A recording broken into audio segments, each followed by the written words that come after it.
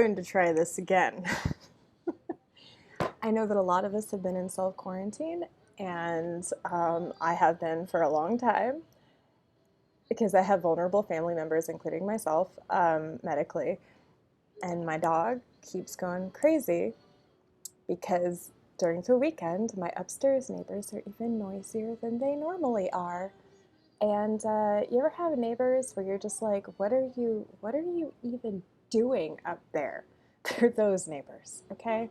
So if you hear my dog barking, that's what it is. It was so bad earlier when I started to make the intro for this video, I had to go outside and be like not outside, but like outside my room to the little living room we have and be like, hi dog, can you not?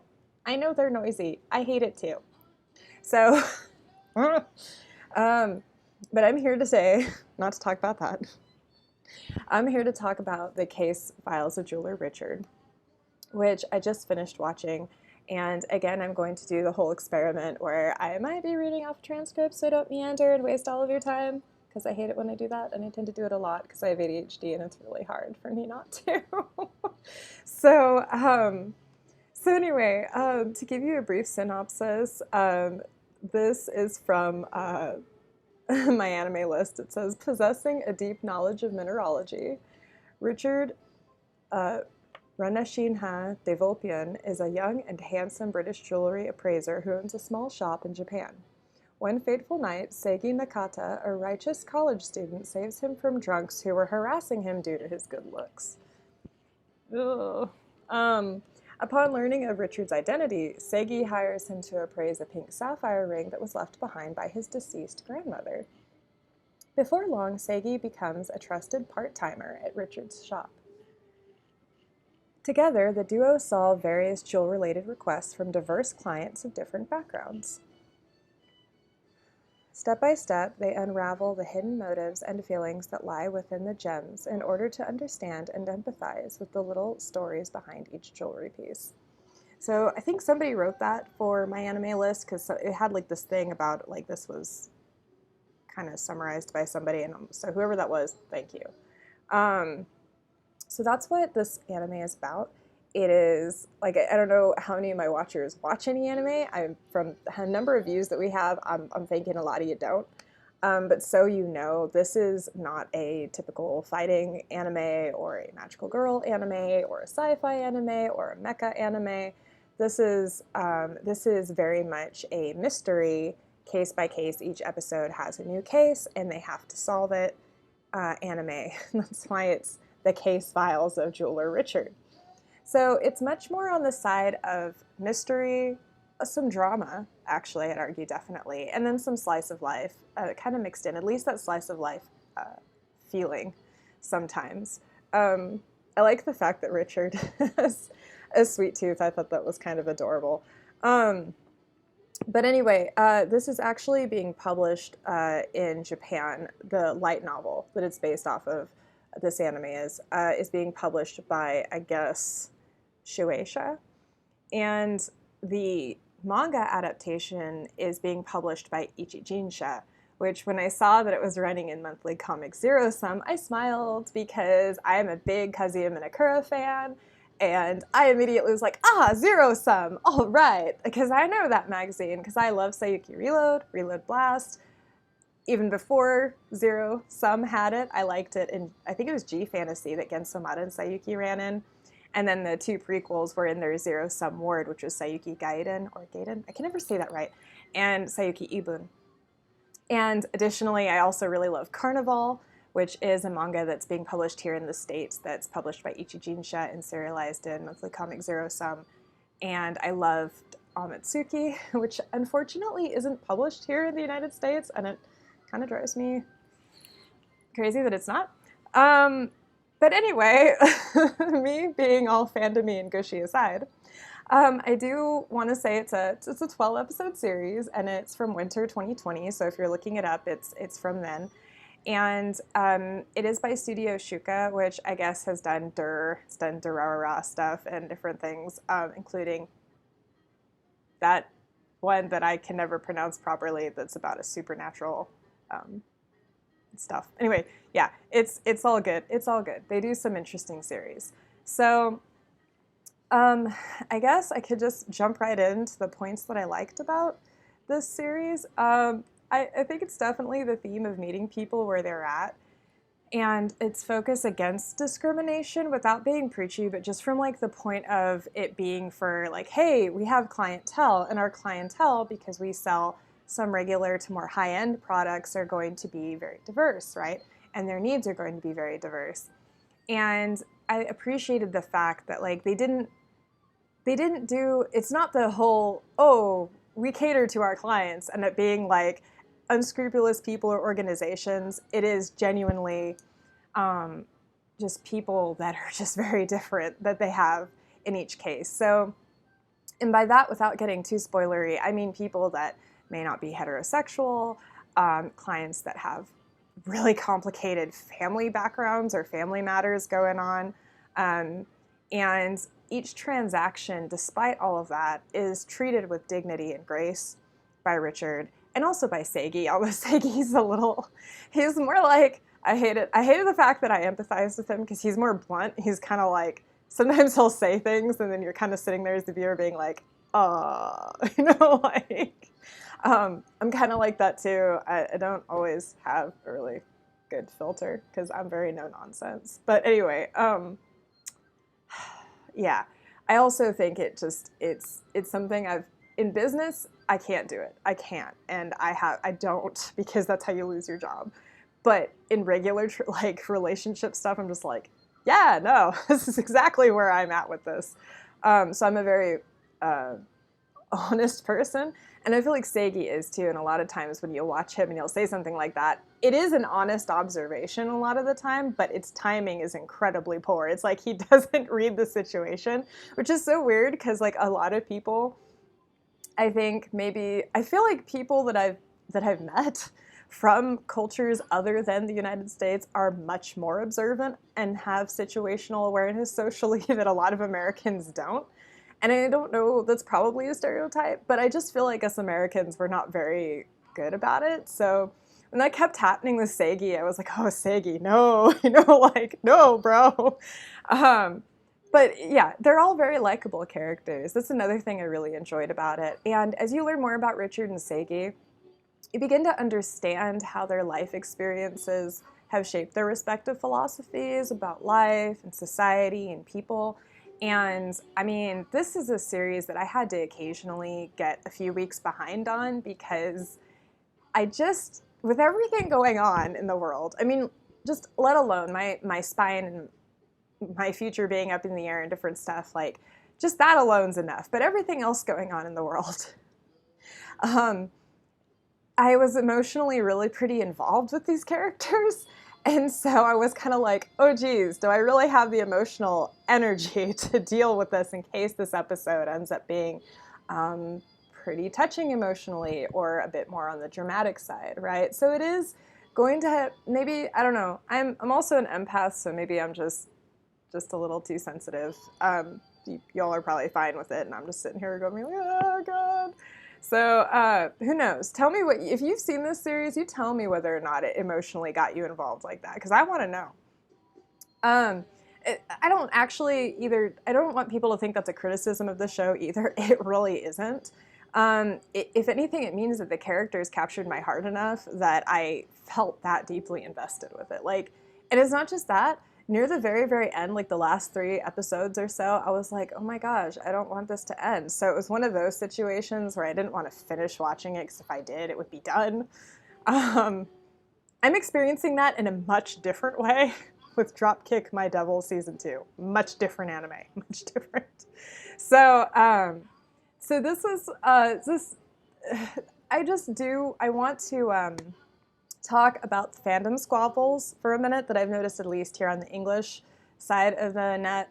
I noticed on Crunchyroll, and when I was looking at background information for this on my anime list and different things, that seems to be quite an argument between people as to whether or not it's okay to ship Richard and Seigi, or whether or not they're canonically like a thing. Are they canon?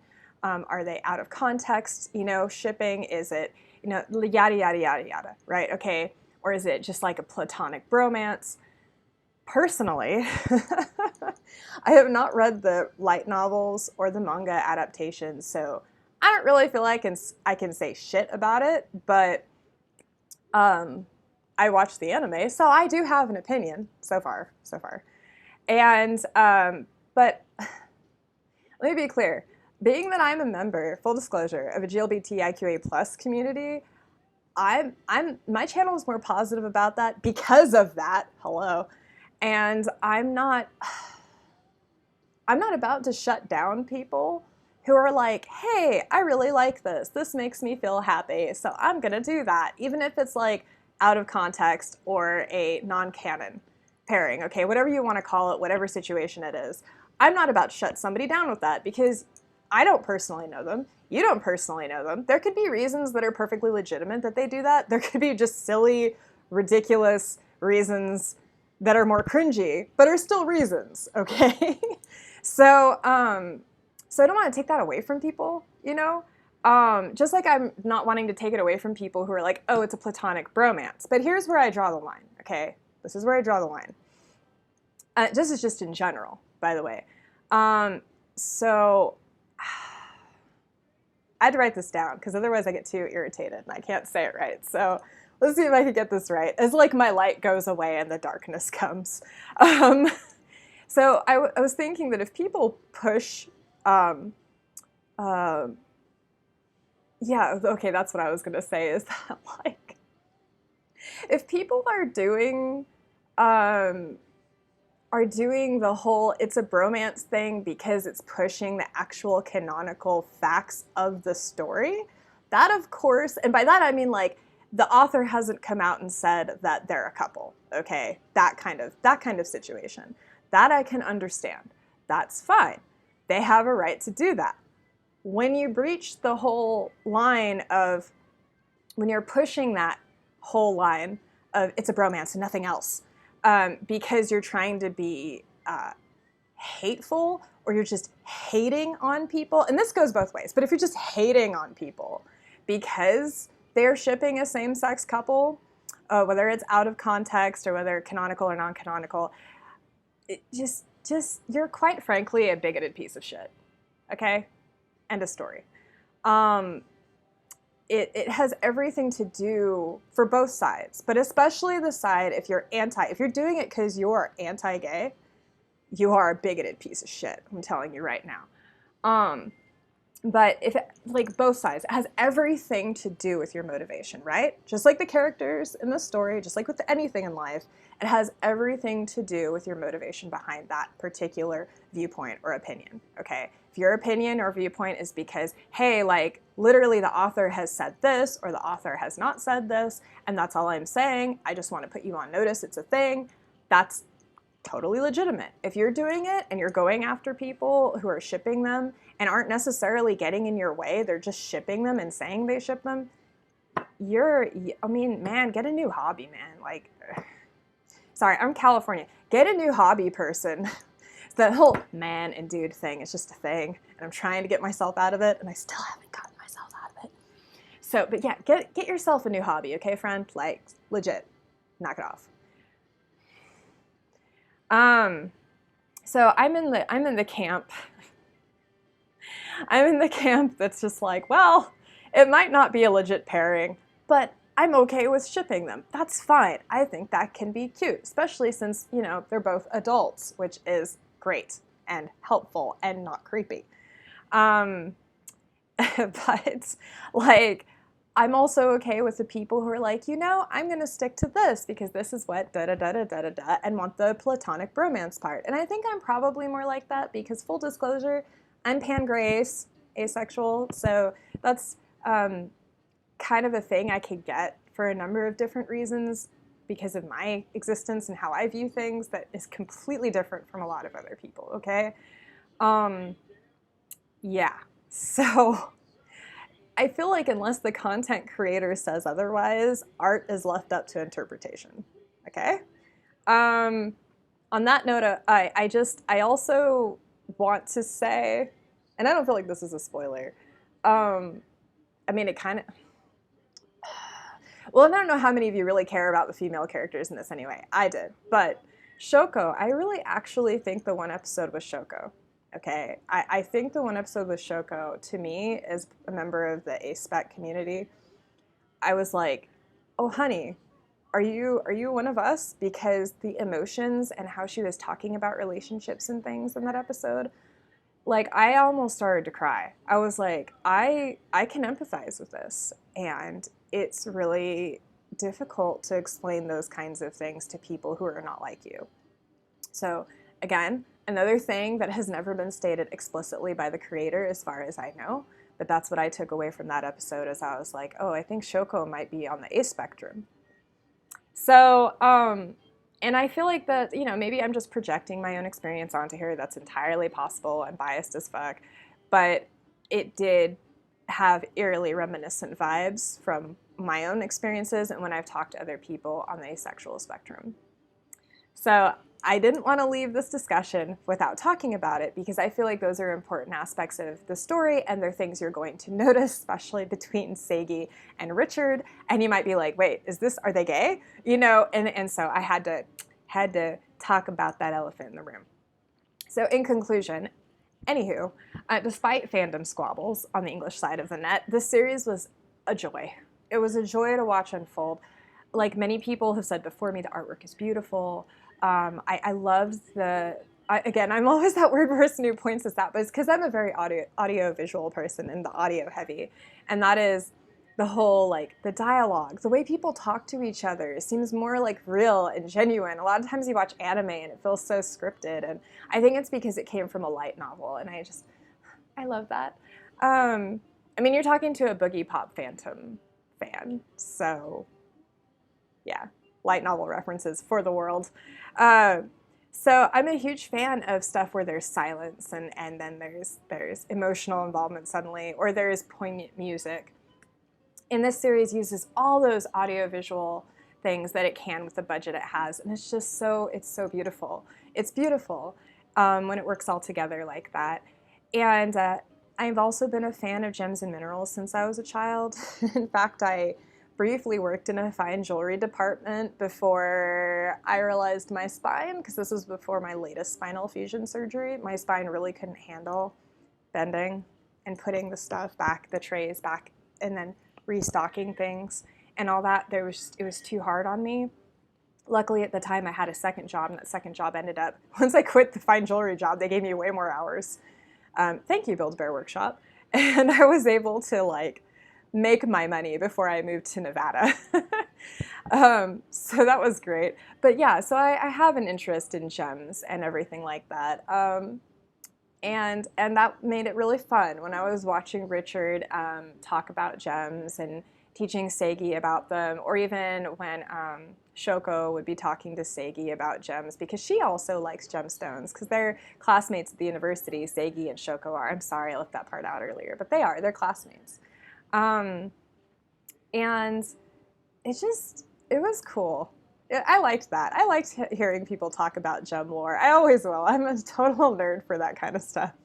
So if you're looking for a character-driven plot that's gently but consistently exploring societal and cultural experiences and differences, this anime is probably for you. It is. It's like a hidden gem in and of itself, which I know has probably also been said over and over again on the net, undoubtedly, but it's just so appropriate for this series, because I feel like a lot of people aren't really talking about it for a number of reasons, and it's a shame, because it's actually a really nice little show. So yeah, it has a lot to say about just human experiences. And oh man, again, ugh. But yes, this show, me being the Californian, oh man, oh dude, tries to use gender inclusive language, fails. Oh. But it is it's so good. It made me so happy. The ending episode, however, I will warn you, the last episode, and this is a spoiler if you don't want it. It's not the whole episode spoiler. It's not the whole episode spoiler. it's a content, like the general swath, like the brushstroke of what this last episode's about. It has to do with domestic abuse. So that was really hard for me to watch, but it was handled in such a way that I literally was crying at the end. It's a fantastic and tearful, and it is like a heart-wrenching thing to watch, but you're just like looking at the end, you're like, yeah, you know, like at the end you're like, yeah, and it's not like in a horribly violent way either, but there are some pretty drastic things that the characters explore in that episode, so I just wanted to go there. There's also some emotional manipulation that goes on in Richard's family because he's rich, but that's a thing, right? So yeah, so that's all I have to say about the case files of Jeweler Richard. I really loved it, and I wanted to make a video about it. So thank you for watching. This is Kelly with Eclectic Entries. Please take care of yourself as you're able, okay? Especially during this time right now.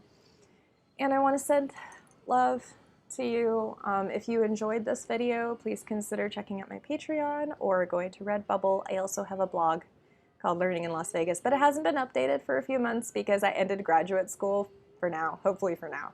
We'll see. I'm waiting to hear back from some doctoral programs, so yeah. But I do plan on updating that as well. So yeah, just everybody take care as you're able. I send love. Bye-bye.